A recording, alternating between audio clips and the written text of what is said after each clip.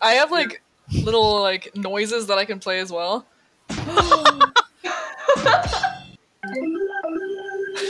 Oh my god. Oh, Wait, God. can only you... Are you the only one who Yes. can play it?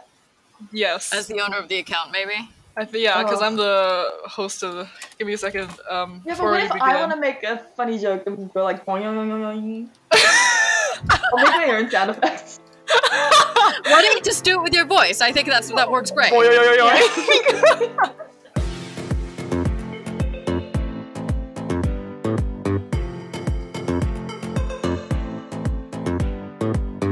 Okay, welcome back to the Hot Pot Podcast with Becky.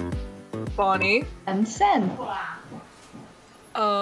This week we do not have the overlay with the Discord icons because someone, who is me, forgot to press record on OBS. So you're just gonna have to remember our voices. It's not that hard. Yeah. And one of us has an accent, so. Hell yeah. We first want to say thank you to Brandon/Thibaldork for the shout out in his piece about podcasts and video content and Overwatch. It's very nice to get a shout out. Though I must issue a minor correction. There are no guests thus far in this podcast. We're all co-creators. Yeah, I just call happened him to out on air. No, I mean I kind of get because I sometimes act like host, but it's sort of because my day job involves teaching. So Oh yeah, could it be something to do with the fact that you do the intro every time? I do the intro every time, and I sort of do the moderating. I sort of ask the questions of that week. And I also have this now ingrained instinct whenever someone says something, I'm just, my instinct is that's a great point. Why don't you elaborate? That's a great point. Thank you for bringing that up. So that's that. Okay, so what are we going to talk about today, Becky? Okay, well, since you asked. So today we want to do kind of a review of the Contenders Korea Season 3 finals, but it's not going to be very gameplay analysis intensive because everyone else has done that. It's sort of going to be about emotions and Bonnie's emotions primarily. What? I don't know what you're talking about. Don't cry. And also narratives and stories that this finals has sort of brought to the surface again. So we'll get to a lot of different things, but Bonnie, I will give you a few minutes to lay it all out there. I'm just so happy. This was supposed to be a rebuilding season. I expected almost nothing. Supposed to be. I thought maybe they would make it through to playoffs. Actually, looking at their group, I expected they would probably make it through to playoffs because, I trust Runaway management's scouting and such. Absolutely. But I did not expect that they would go on to have the best run of not only any Runaway squad, but of any Korean Overwatch team in history so far. Yep. 8 straight wins, wasn't it? Yeah. Massive. Yeah. Straight to finals. And I think it's underplayed how insane this achievement is, because they came into this tournament as both defending champions and as complete rookie squad. They'd never played together before. None of them were on the same team ever before. So very interesting place to be, and they knocked it out of the park on both fronts. They, continued the Runaway legacy, and they also delivered one of the best performances coming out of a completely new squad that I think we've ever seen. Maybe comparable to GC Busan or something, but that's the only one I can think of. Absolutely. I mean, I think if this wasn't Runaway, if the team name wasn't Runaway, this was a Royal Road. Yeah, pretty much. I mean, they didn't go through qualifying in or anything, but if they had, we can just agree they would have. They would have. Yeah. But yeah, I think it's special to be a Royal Roader, but it's also special to, take on this mantle, this very storied roster, not roster, this team that has so much history behind it, so many fans, so many people expecting things from them, but also not expecting things from them because they're Runaway. And then to just, make it to the top. It's okay, I'm don't cry. really proud because so I was just doing a casual browse of Wikipedia before the podcast. Just as you do on your downtime. Looking at everyone's Wikipedia pages, and it's incredible. I'm like, none of them have ever had any like notable achievements. Like the Mag, Lee Jae-gon, and Shui were kind of just like knocking around Pacific and Chinese contenders for a while. Yep. Not even really making it to playoffs or finishing at the bottom of playoffs. And Hisu was like one of the least important members of Element Mystic. Oh yeah, back when he was called Him Gosu. Yeah, Him Gosu. And QOQ was like stuck in whatever MVP space jail for like 2 years. God. Refuse is still stuck. And Kang Namjin, I don't know. He just came from fucking nowhere. And all these players just come together to form the most successful Korean Overwatch roster in history so far. So, it's a big achievement, and I'm very proud to have followed this organization. I think they've learned a lot from the past roster, even though it's a completely different set of players. Like, old Runaway would be very emotional and tilt a lot at the most important moments and choke a lot. But then I think it was Akaros that said that you translated that this squad's biggest strength is their ability to like their mental fortitude, their ability to just brush off lost fights. Like even if they got completely rolled, they're just like, okay, we'll go to the next one. Just reset. Yeah, like I remember. So I'm sitting here in my shitty little college dorm chair, watching Runaway get completely wrecked on Nimbani. And the camera like pans across their faces, and like Lee Jae-gon and Kang Namjin and Mag are still just like laughing and having a good time. And I'm like, oh, okay, this is different. This is like the kind of mental strength that you would see in like a veteran roster. Like, I don't want to bring up the Lunatic High comparison, but it was like Lunatic High. Sorry, Sen. I heard your intake of breath there. But yeah, I think it's an incredible feat that's been a bit understated recently, that this whole entire new squad has like, the synergy and the mentality and obviously the individual skill of a roster that's been together way longer. So yeah, all I can say is Runaway for Overwatch League Season 3. I mean, so in a way, like, from everything that you've said, I feel like you could almost argue, that this is both Runaway but also very not Runaway, because the narrative that Runaway fans have been used to for so long is like, be used to disappointment, never let your guard down. Yeah. You know what I mean? Yeah. I do know what you mean. Never let your guard Did you realize Eichenwald wasn't played once in all of Contender Season 3? Never seen, so we don't even know if they would shatter that one, but oh yeah, who knows? Yeah. But like so this ability to not tilt, this consistency, like we didn't really see a very good, consistently strong Runaway until last season. Yeah, like I think it's what I really like about this new squad is that they have a completely different playstyle as well. Maybe it's just the GOATS meta again. We've only seen them in GOATS. No idea how they'll do outside of it, but just going by what we've seen this season, they're so, patient and decisive about which fights they want to take and which fights they don't want to take, which is kind of how they countered Sparkle's Doomfist when no other team could. They were very decisive about taking those fights, and they took the initiative a lot of the time, which didn't allow Sparkle to do Sparkle things. Yes. So Sparkle things. And every fight they take is so like clean. They win every fight very cleanly.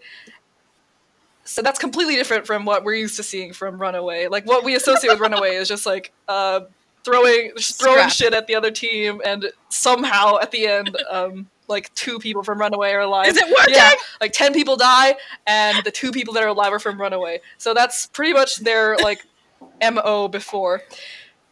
So completely different playstyle, but still there's the same, you know, energy, like clutch factor. Oh, like yeah. that Numbani defense. What the fuck was that? They God, pulled what the hell was that? I know, I was screaming at my computer, and my neighbors were probably really annoyed by it. But what they don't understand is yeah, like that kind of clutch factor, and also first the Numbani defense clutch that somehow happened, and also pushing through so far in overtime. Those are old Runaway things. That's also the kind of thing we come to associate with them, that insane clutch factor that just knocks the other team off their rhythm, and somehow they come out on top. That kind of thing that like kind of bridges the gap between the 2 rosters for me. So it's very easy for me to still root for this squad, even though it's completely different. Oh, yeah. The spirit of Runaway is still there, and that's why I cried after they won. Oh. Another thing about Runaway is that their players are extremely sunnable. Like, from old Runaway to current Runaway. You look at these players, you see they're interacting with each other, with Flowervin, with like Runner, and then you think, yes, these are my children now. I mean, yeah, I've been commenting on how like at the beginning of the season when Flowervin would come out and be like, yeah, and then like grab their hands and like dance around, they would still be a bit like taken aback. They were like not used to the sheer maternal energy that she would bring. But like by the end of the season, they started to get more used to it, and it feels a lot like they've already hit their peak or whatever. But like they're still at like it's still just been their first season still, so it's very exciting. And there's a whole year ahead of us of what they might do, provided the eligible players don't get yoinked in off season, in mid season rather, for Overwatch League. I mean, so the other element to this is I was just sort of thinking about how stories are repeated. So the first one is that Element Mystic is I think beginning to develop a cursed relationship with Lijiang Tower. That was the map on which they lost most decisively to O2 Ardent in a shocker of a game in Season 1. And they once again lost out. Was it yesterday or the other night before? It's hard. Time is collapsing. But yeah, this season on the finals, they once again lost out on Lijiang Tower. There's been a sort of a theme of the revenge of released players, or players who have been languishing on other rosters without getting a lot of recognition, suddenly like stepping up and really like showing up. So the 2 that I think are the most prominent are Hisu and QOQ. QOQ used to be flex tank for MVP and just never really could stand out very much. That roster didn't really... I genuinely don't think that roster was an issue in mechanical skill or like in the team's individual skill. I think I would watch them and I would look like they didn't have a strategy. Like I would just be kind of shocked at how they would get dismantled by strategy. They would just sort of not know what to do. And obviously from this finals, we see that QOQ is an amazing diva, like just one of the best. So it's just sort of confusing, like how these players could have been hidden away for so long on rosters with also, you know, talented players like Yaki and Attune, but it's only when they arrive in a different roster that you truly see what they are capable of. Yeah, I actually don't know if I'm allowed to like say it, but you know, people, you know, dropping the ball with other teams, dropping the ball with with the likes of Mag and Lee Jae-gon. Yeah, I was gonna ask, like, who was responsible for that? We shan't name names. Yeah, we shan't name names. Just some teams. You know who you had are. A oopsie. Oh, you are crying. You know who you are. Some teams had a little bit of a hiccup when signing those 2 players. And who knows, maybe even the other Runaway players were just overlooked. So, yeah, I think huge credit to whoever the fuck picked these 6 players out of, like, what was it, like, over 200 or something? a lot of applications. Yeah. So a lot of people understandably wanted to play for Runaway. I'm assuming that Yang before he left with to join Vancouver's team, had a big hand in confirming this new roster before before his departure. But also, like, credit to the new coach Noru, because he was also a very unknown coach with Bond Spirit Gaming, and seemingly also kind of came out of nowhere. Oh my god, I forgot. Wait. I literally just started following him on Twitter, and first of all, Noru means deer, so he's got a cute picture of a deer as his profile. But the more importantly, his latest tweet after his win, I didn't translate it because it felt kind of personal, but it basically said, he's addressed it to his second older sister. I hope you're watching me from heaven. I kept my promise to find a good org and good teammates. I'm going to try even harder, big sister. Just keep watching me. I'm going to think of you all the time when I'm having a hard time. I'm really sorry, and I'm going to try even as hard as I can. I love you. Oh my god. I know. Cry. What the fuck, Becky? What? I'm sorry. I found it kind of right before the podcast, and I was like, that's so intense. And I was like, it's always like I have to make sometimes editorial decisions when it comes to translating, because I don't know. I wasn't sure whether or not to translate this, but yeah, it's clearly just a really emotional, personal journey for him as well. Oh, I'm gonna cry. I'm gonna be thinking about that for the next 5 hours. Yeah. And every time I rewatch these finals, I'm gonna be thinking about that. Right? Yeah. But anyway, yeah. Wow. I think something that's really cool about Runaway is the ability to pluck these complete unknowns. Oh yeah.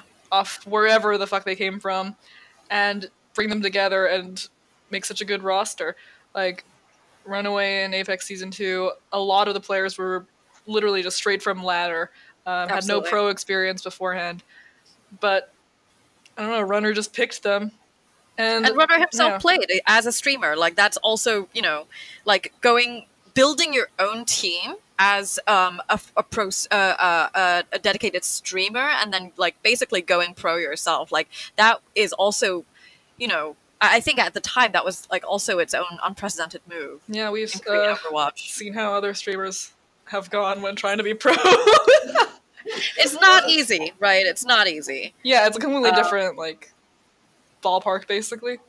Absolutely. But yeah. Though I was thinking this team being strong straight out of the bat is still almost a little bit foreign to me, because you, me, Sen, we remember those seasons when Haksal was playing Ana. Those seasons when the compositions and the role picks would just be what is going on? Remember when Haksal played Winston? Haksal was on Lucio. Remember when Bumper played everything? Yes. Haksal and Lucio worked, actually. I really liked that. Was really funny. But it was what? Another thing that's funny about signing QOQ is that Runaway and MVP Space have a very fraught relationship. Yes. Runaway is not nice to MVP Space. No, it's not a favorable matchup at all.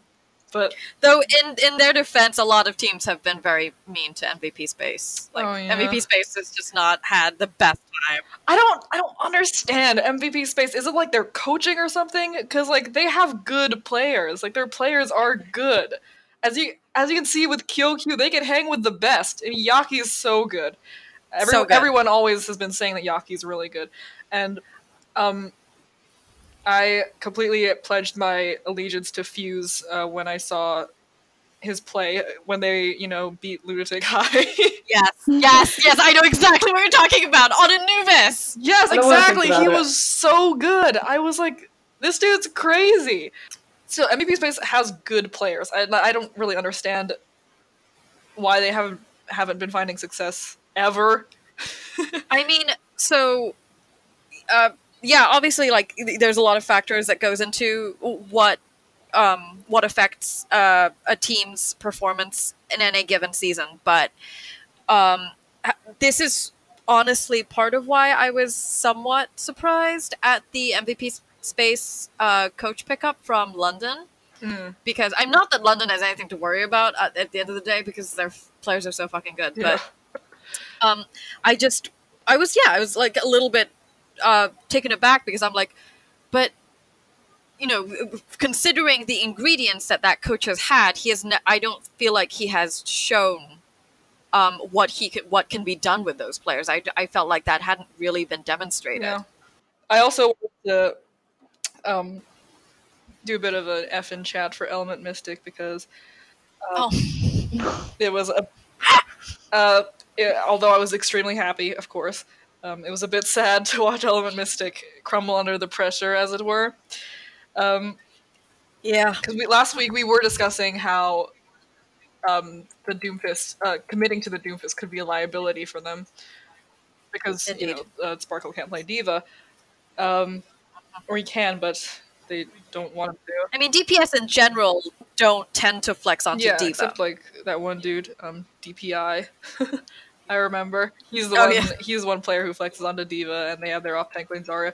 But yeah, Element Mystic. I don't know. Maybe it was finals jitters. It must have been, right? Because it just felt like they were very nervous against Runaway, and yeah, I would not have expected that. I mean, I would have expected them to be nervous, but I would also expect Runaway to be nervous, because not only is it most of their first times in any finals ever, actually all of them have never been in a finals ever, but the proportion of it as well, like this huge venue and so many fans are on their side wanting them to win, it makes their strong mentality all the more impressive to me.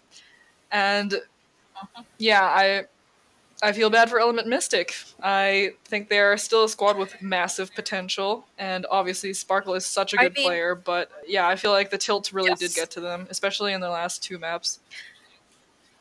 This is another case, another sort of like another narrative developing of Element Mystic and their issues with tilt / just sort of, keeping a handle on their mentality. I mean, again, we're talking about completely different rosters here, except I think Sparkle, XC, I feel like there's one other one who stayed behind. Alpha. So they have definitely like players who remained, and it just doesn't feel like, if you go back and watch open mic videos during Apex, there's usually a leader figure who's like, snap out of it. Yeah, that's what I was thinking, yeah. Yeah.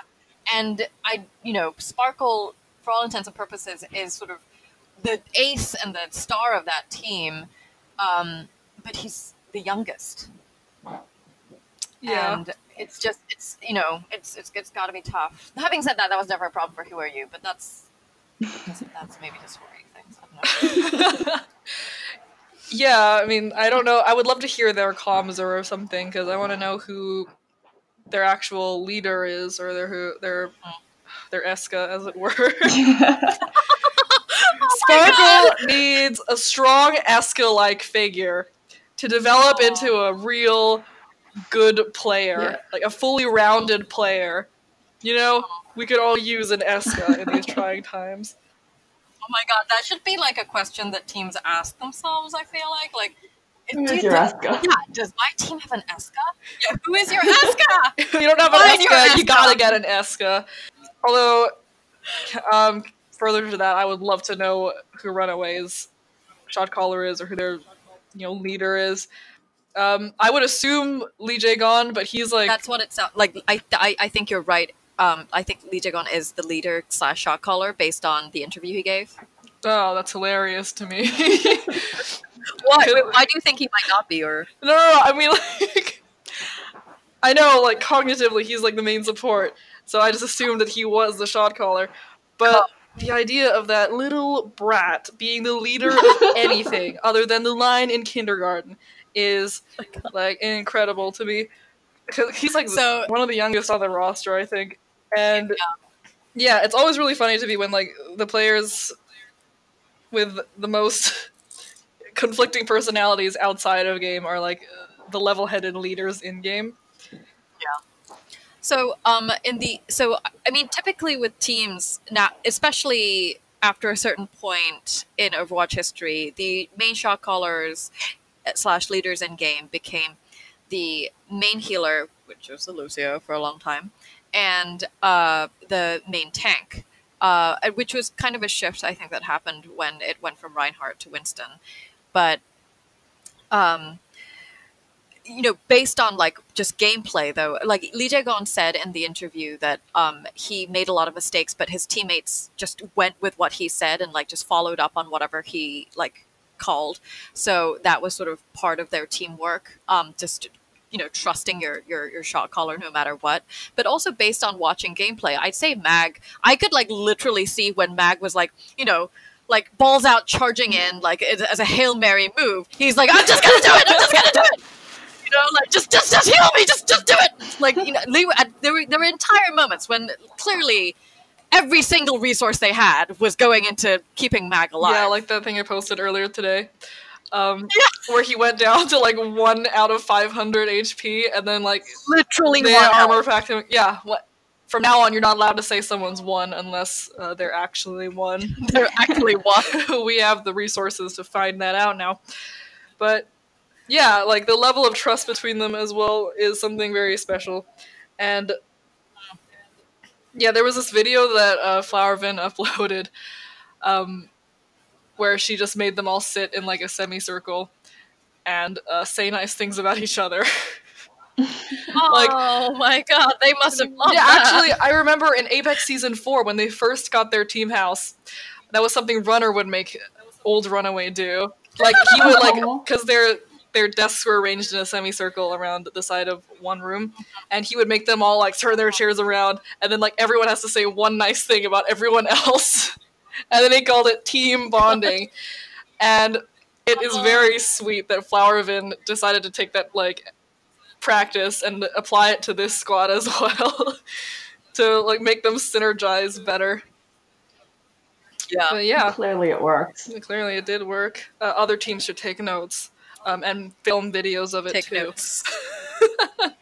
And put it online because that is good content. That is good content, Sen. Hey, Sen, do you want to talk about content? As a resident content creator, you should be. Okay, let's move on. So yes, we can finally move on from Runaway. This episode can be called the Runaway episode, with some stuff also. Wow, you really ran away with that. Yeah. Where's the? Oh shit! Where's the?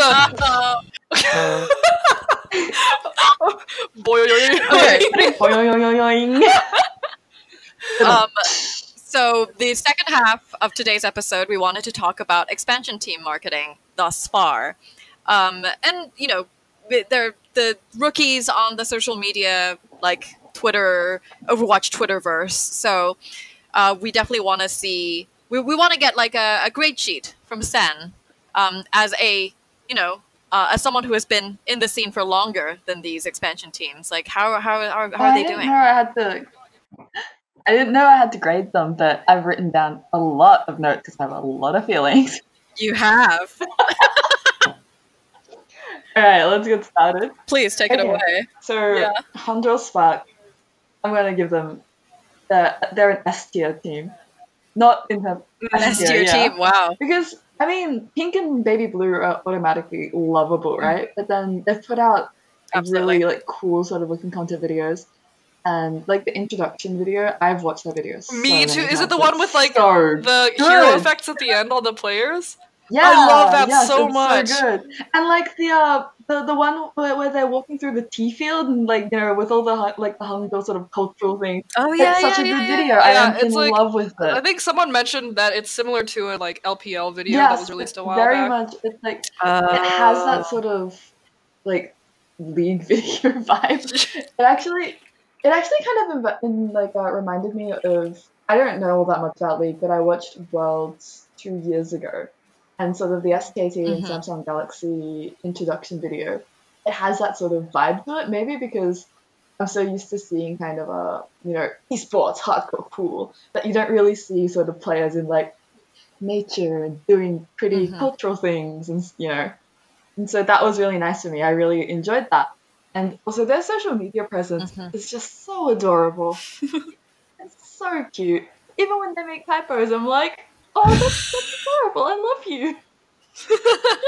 And they use the little, the cow emoji, which is just like face emoji, face word. The little excited cheering I faces love they do, those and the so kissy much. faces, the love hearts.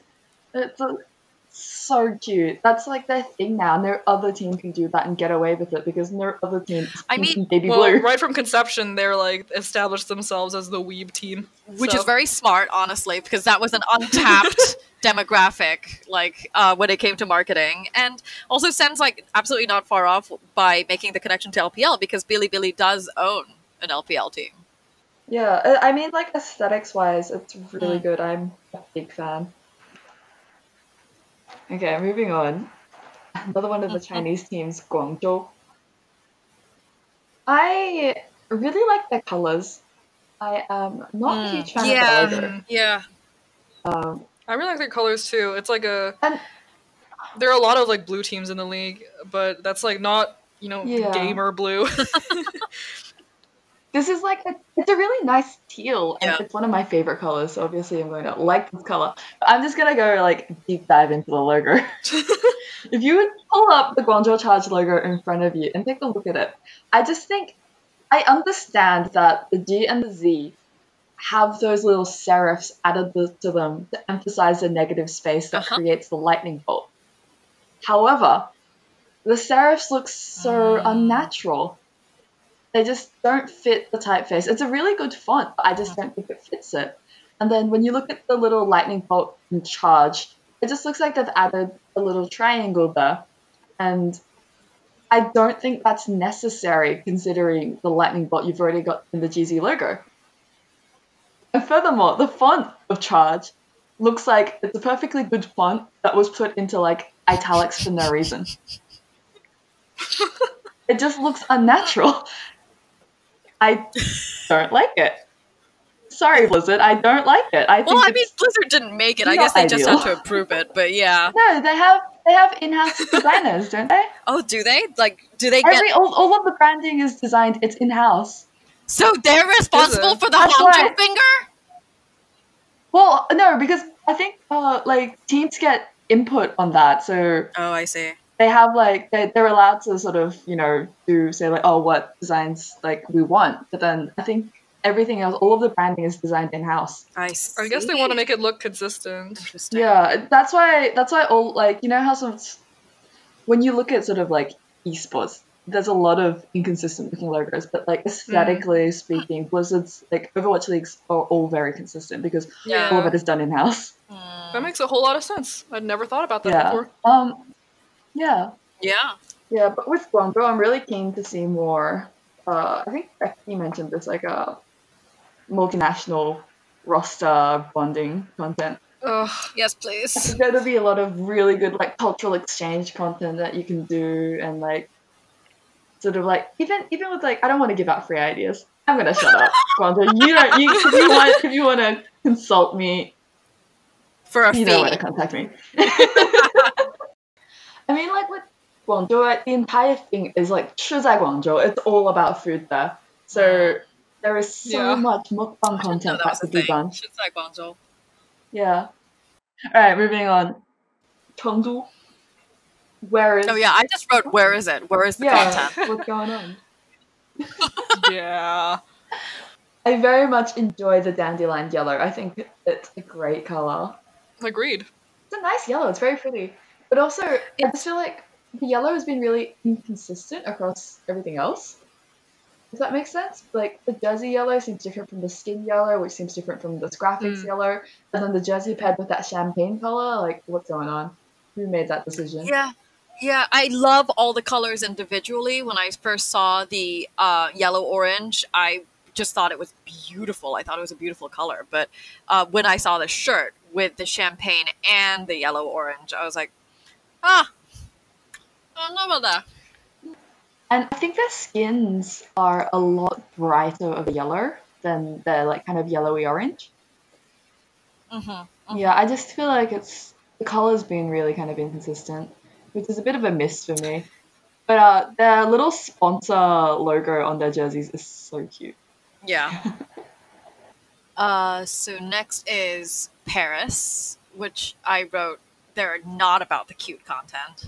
It's all about the cool content. And I can't make fun of them anymore because I forgot that Cruz was on the team. And now that I've remembered Cruz is on the team, I mean, I quite like Cruz. we had a few Cruz jokes in our last episode, so we have a lot of respect and love for Cruz in this house. I'm a Cruz fan, so I can't make fun of Paris anymore.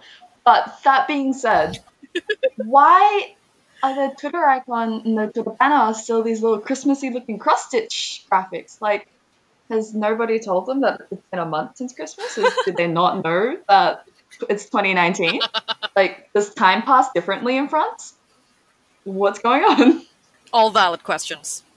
From what I've seen, I think they hold a lot of sort of AMA things, and like they have sort of like little player videos where they're like, "Oh, I'm gonna answer what questions you want to hear," blah blah blah. And I actually am a fan of the art that they've commissioned for all of their graphics. I think it's a really cute touch.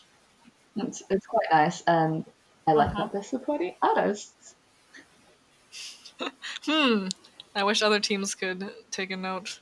Hint, hint. Wink, wink. Yeah, so Paris, what's going on? We don't know. We abandoned the ranking system as well after Hangzhou. You said Hangzhou was S tier, then you said nothing about everyone else. Oh yeah, I did. Okay. Also Paris's icon. I know that it's like a Gallic chicken, whatever it's called. Like it's like a it's like it's a every rooster. time I look at it, I'm just Yeah. like, oh, Chinese New Year, Year of the Chicken. It is Right? for Especially Chinese the New Year, red and you're right. the yellow. It's such like a Chinese combination. Yeah. I liked it Very when it festive was colours. the red chicken on the blue background, but the colors are too unsaturated, so it was really difficult to look at. But now that they've put the red on the yellow, it's just all I see is Chinese New Year. All right, next team, Toronto. I think we're all thinking the same thing. It's like New York Excelsior. We did bring this up in a previous episode, yeah. This is such a good point. Like what you wrote down Yeah, here. it's okay. So it's. I just let me tell my joke, and Bonnie, can you please play the boing boing boing boing? Oh, no. Okay. All right. So Toronto is New York XL Light, and we all know how bad diet sodas are for us. So Toronto. So okay, one thing that I have noticed about the social media sort of presence is that they quote retweet a lot of content, and while that seems nice because it's like the organization sort of commenting on something and putting their own touch on something, what it actually does is it reduces the cool content, whether it be a clip or like fan art or whatever, to a tiny thumbnail, and then your comment becomes the main focus. So if you quote retweet something and just put 2 fire emojis, people see 2 fire emojis and this tiny little thumbnail of the original content, which like and they have to click it. And also, it's not eye-catching. When you scroll down a social media feed, what you want is like sort of eye-catching, engaging content, so your own graphics, your own clips. And even if that's retweeted from somebody, that makes engaging content. It makes the things that are easy for people to look at. And let's be real here, people are lazy. Yep. Gamers. If it's not put right in front of them, nobody cares that much. Nope. If I see somebody, like if I see an organization quote retweet a cool clip, no matter how cool that clip is, I don't know how cool it is. I can't see it because all I see is a tiny little thumbnail and 2 little fire emojis. Wait, I really want to move on to Atlanta because what Sen's written is really interesting. Oh no, look, I just I love it so much. Alright, so what I've written is, please stop doxing yourselves. Please. I Please elaborate. like when they post sort of like, team house videos and stuff like that, they do it in such a way where it's like really easy to find. And Also, weren't they the ones who were like, oh, we just got a sweet new team house, and then use the sort of like real estate listing photos as the Oh my photos? God! I think it was Atlanta. I can't. Yeah. It was one team that did it, and I was like, please stop boxing yourselves. I mean, guys, it has not even been, what, like 6 months since we've had the very important conversation about how dangerous stands are. So, yes, teams, please stop boxing. What if the crazed Stan fangirl shows up at your front door? A dangerous, crazed fangirl who will pierce your eardrums with her screams. So, as we all agree, player safety comes first. And you just, I mean, actually, the thing is that we are serious about the player safety part, even if we mock the stand part. Like, and we also recognize that, like, there are definitely fans who overstep boundaries, regardless of gender. Mm-hmm. But yeah, this is something that all teams should really keep in mind. Don't dox yourself. What a concept. Oh, I think like last season it was Seoul Dynasty that kind of semi-doxed themselves, and then Susie when London went to what's it called? Went to London. That's what I meant. When London went to London, she also semi-doxed where they were staying as well. Like using stickers as a form of sort of obscuring addresses and stuff, like semi-obscuring addresses, is very unreliable. You have to completely cover everything. And also don't use Twitter's little sticker function either, because the original image is still stored like in Twitter's actual like database thingy. Like Oh, fuck, really? it's still stored there. So if you are trying to cover something up, you got to use more than just stickers. You have to like do it in an outside app or like edit it separately when you pick it up. Yeah, security. It's important. It's important. Yep, Yeah. you heard it here first. Continuing on with Atlanta, I think despite the black and red, I think they have a very cool concept. I think rain as a concept is very, cool. very cool. The logo is really cool. It's almost like a coat of arms with like a phoenix. It's very cool, right? I think it looks incredible.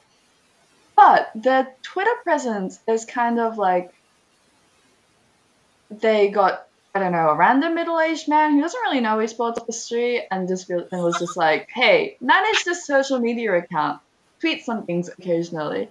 And so they don't really post any graphics. All they do is just quote retweet. I think, is it their academy team? Yeah. All they do is quote retweet their academy team.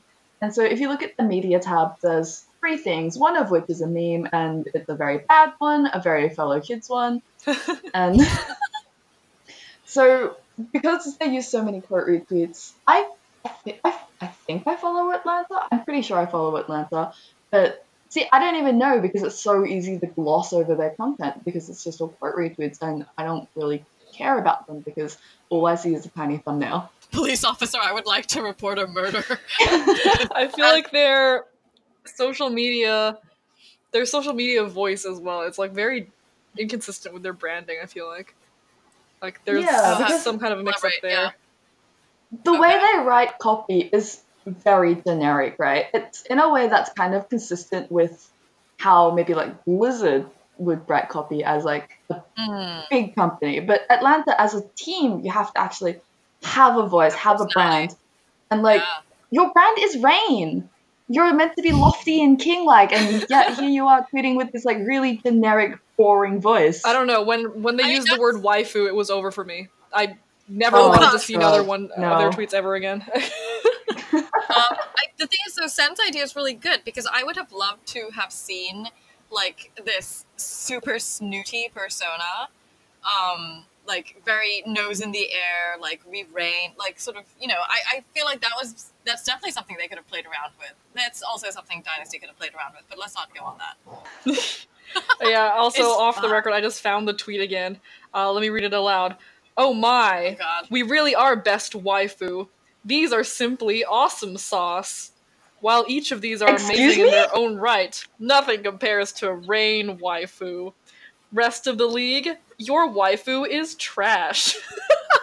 Oh my fucking god! Wait, I'll post it in the podcast channel, actually. I screenshotted it on my phone. Can we not have this off the record? Can we have this on the record?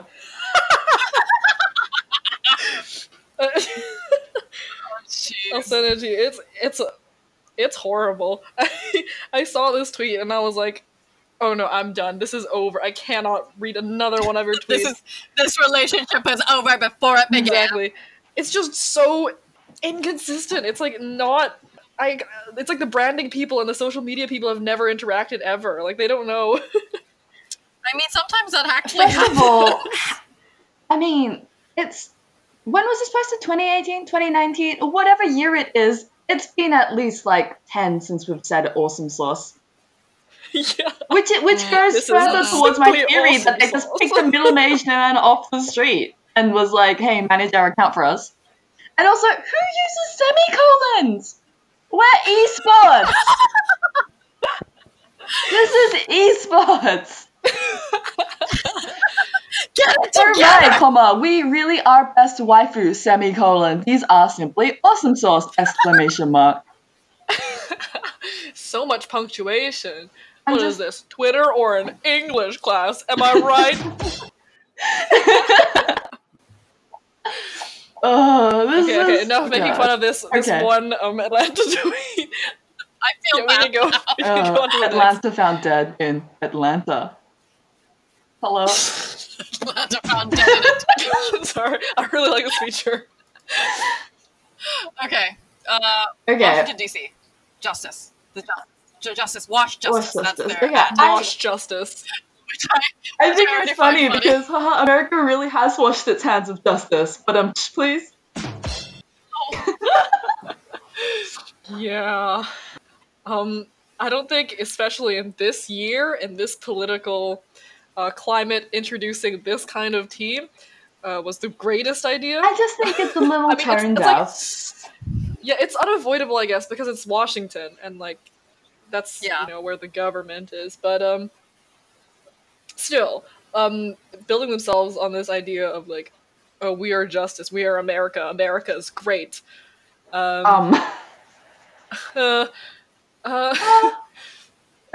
a strange idea, and their like initial video did come under some fire for some of the choices that they made. Brixie wrote a really good piece about this and how she feels. Yes. Oh yeah, because she was featured it was like they had a shot of like Martin Luther King, and then it transitions into Brixie, and then we'll link it in the description or retweet it. Oh yeah. The thing is, I do have sympathy for social media teams where I have some sympathy because, this is a quote-unquote global league. It's about they're bringing regional like rivalries and all of that into the fray. They're bringing it into esports as it exists already in traditional sports. So, it's unavoidable, but also, play it cool. Like, you have to be measured about it, especially I think when it comes to a certain kind of nationalism that we're already kind of sensitive to in the political climate, where like the discussion of nationalism is already politically a little raw. So that's my I think it's all good and fine to be patriotic, but given like sort of the current political climate, being nationalistic like that is a bit. I just think it's tone deaf. There's no other way to say it. I just think it's. Yeah, I mean, I do feel like sympathy for them because it's like, how else are you going to market yourself being Washington DC? Like, but at the same time, it's something like I guess you have to kind of sensitively navigate, which is a bit difficult. Yeah, but moving on from the political stuff because we don't want to get too political and piss off people. I just want to know who the hell they commissioned those player announcement artworks. Like who? Because I get that it's like a stylized. It's a stylization. It's like a style, right? But they're completely unrecognizable. I can't tell Giannis from Guido. Like, they look the same. Oh yeah, the art. Yeah, was it fan art? I thought it was like their official announcement images when the roster announcement. Oh yeah, it was an official commission. Yeah, but it was from an artist. Yeah. That was an interesting choice. I mean, the thing is, I thought the art style was very cool. It was just in terms of, as you say, recognizing players and getting their face out there. It was a cool art style. I like it because I like that how it's so stylized. It's just in terms of like, who are these players? Like, you can't tell. And another thing is, why do they keep posting these 400 by 400 pixel images?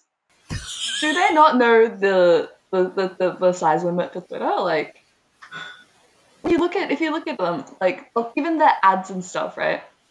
Sort of like, oh, buy our merch and stuff. It's all like these tiny little 400 by 400 pixel images, and it's like, what is this? An ad for ants? I mean, the thing is, I think all of this is to say, wow, Sen, you make it sound like social media isn't just something you can, pick up and like start doing. Well, this could be you. I don't understand. I'm looking at it and it's like, when you look at the launch collection, and they've still got like white little pixels on the outside of the black shirt, and I don't know if that was a stylistic decision to make it so the black doesn't all blend into each other, but it's like this tiny little 400 pixel by 400 pixel image that has been compressed to hell, and I don't know what they use, like the select, the what's it called, the in Photoshop. Let me pull up my Photoshop and see what it's called. The magic. Did they use a magic wand tool? Is that what they used?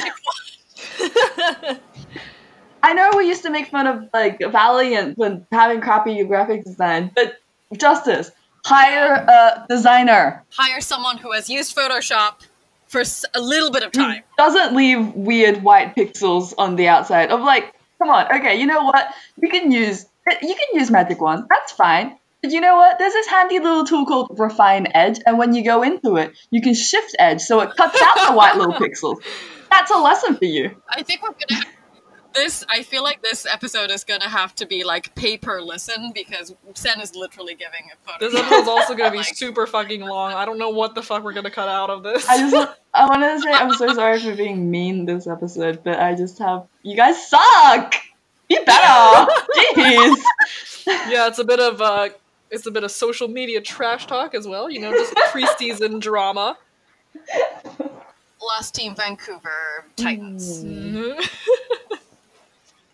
I mean, the only comment I had in the Google Doc was literally who approved that green. My comments were, it's hideous, but it's understandable because Vancouver is owned by the Aquilini Group, which also owns the Vancouver Canucks. And once you look at their uniform colors, it all makes sense. Because their uniforms, the Vancouver Titans colors are the exact same as the Canucks uniform. The thing is, like, and someone did this already on Twitter, but even if the only thing they had to do, honestly, to make that less terrible was to mute the green a little bit. They just had to take the edge off how sharp and, like, glaring that green is. And mute it, maybe, like, make it more minty, like, put a bit of a gray on it. But no, they went with that, like, eye-searing, like, what kind of fucking green is that? For once I won't blame Blizzard's designers. And this time I will blame the Aquilini Group. Fuck you, corporations. Blame the Aquilini Group. Yeah, you know what this is? This is a dishwashing liquid green. Oh, no. Yikes. This is Tidal Gatorade color. Oh, no. Anyway. All right, so that concludes our murder. Can we call that a murder? Of a lot of different social I need to go on the run from the police. Hide my prints. I'm gonna go off the grid now. Okay, so who wants to do the outro? I mean, Sen usually does it. Thanks for tuning in to Hot Pot with Sen, Bonnie, and Becky. Yeah, we hope you've enjoyed listening to us discuss Korean Contenders Finals and also murder the expansion teams. You can find us at OW Hot Pot on Twitter, so you can talk to us that way and let us know if there's any topics you guys want to hear us discuss. Thank you for listening, and here's a hot tip. Don't quote retweet cool content. Good tip. Solid tip.